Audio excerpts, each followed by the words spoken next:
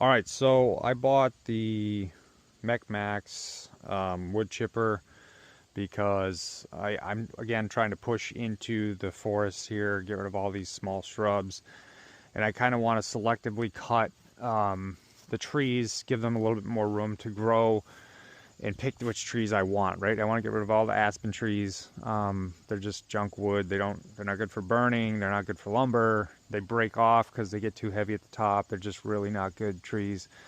So get rid of all those. Try to get some of the maples and oaks some room to breathe and grow better. And then I can start underneath those trees in the partial sun. Put my Japanese maples for my Japanese garden, just because those Japanese maples and stuff don't like the direct sunlight. So yeah, that's going to be the project, but this is definitely going to help make that quick.